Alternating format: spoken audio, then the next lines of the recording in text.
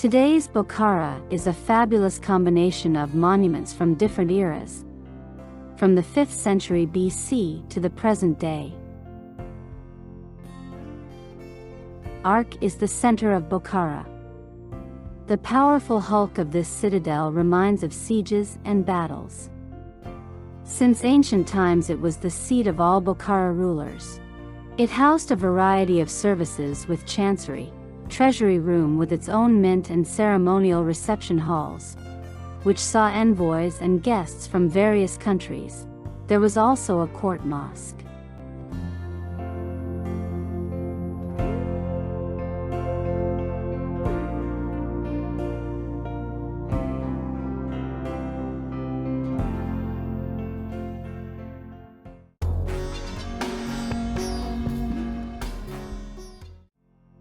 And behind the walls of the arch the city itself, Shahristan, was formed.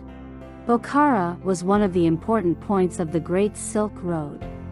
The city was surrounded by trade and craft suburbs, Rabad. More than 60 caravanserais met and received merchants from both east and west. The history of Bukhara has more than 2,500 years. In ancient times Bukhara oasis was a part of a large region of Central Asia, Sogd. Sogd saw Alexander the Great and Genghis Khan. The great Emir Timur, known in the west as Tamerlane, ruled here.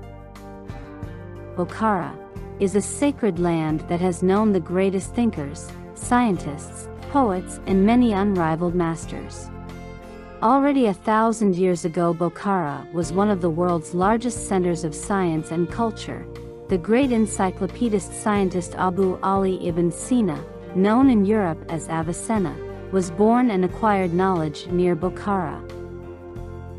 Already at the age of 18 Avicenna corresponded and discussed questions of physics, philosophy, astronomy with the greatest scientists of the East.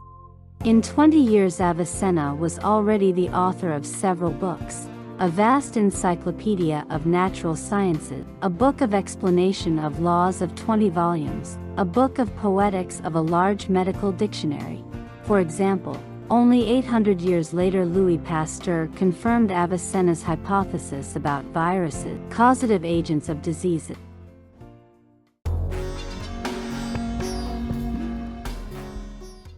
In Bukhara, in the wall of one mosque, there was a tiny window through which only a hand could pass. People used to bring and give a 40th part of their income to this window. From the same window it was possible to get a certain amount of money, which could be asked by any citizen of Bukhara. The necessary sum was given without any receipts and documents.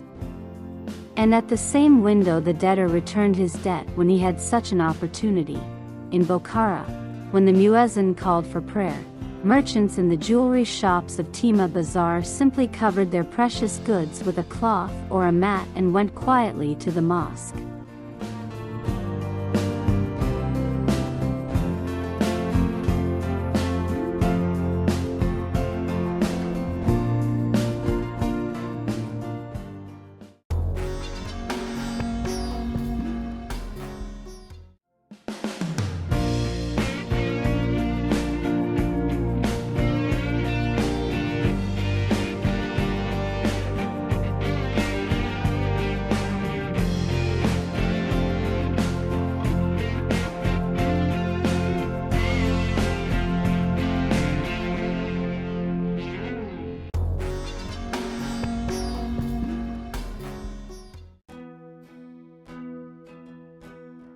With the advent of Islam and the cult complexes began to be built in Bukhara. One of them is a monumental architectural ensemble mosque and minaret colon, as well as Miri Arab madrasa.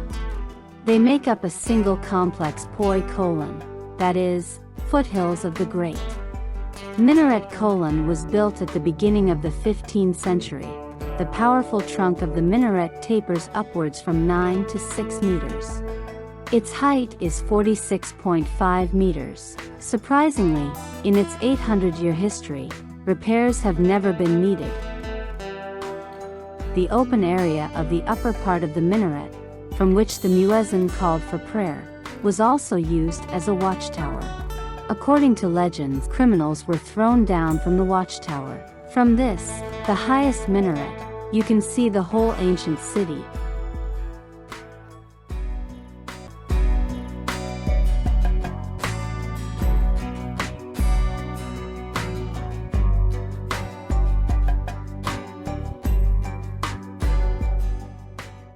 Miri Arab Madrasa was one of the largest among 180 large and small madrasas of ancient Bukhara.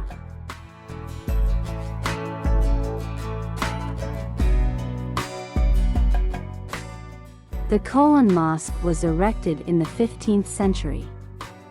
It is considered one of the oldest and the second largest after Bibi Khanum in Samarkand. More than 10,000 people could pray here at a time. The rectangular courtyard is framed by galleries consisting of 288 domes. Today, the Poikolan complex is one of the most visited places in Bukhara.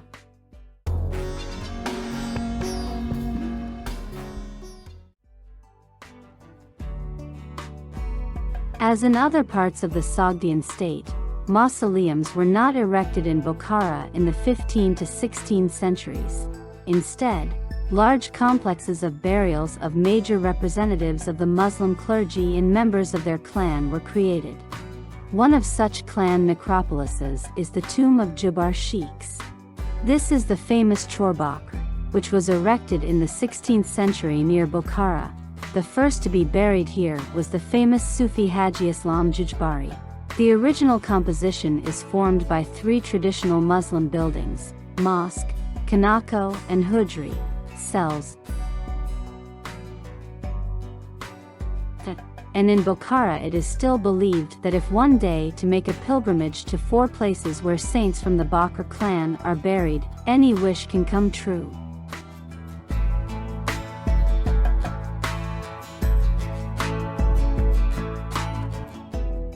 Only one of the ancestors of Jubar Khoja, Abu Bakr Sadar, is buried in the Chorbakr necropolis.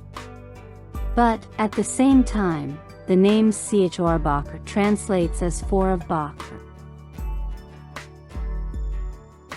That is why this necropolis is so popular among pilgrims. Many generations have been improving the necropolis. And one of the most diligent of them was the great-grandson of Bukhara's Sufi Haji Islam Jubari.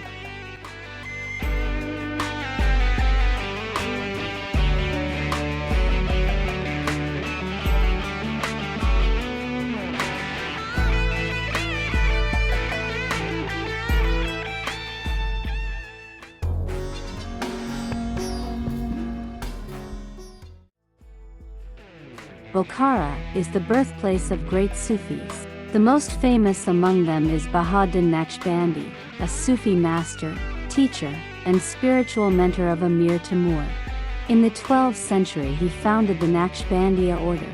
Naqshbandi's mausoleum is a place of pilgrimage for thousands of Muslims. The master himself was a hereditary chaser and weaver.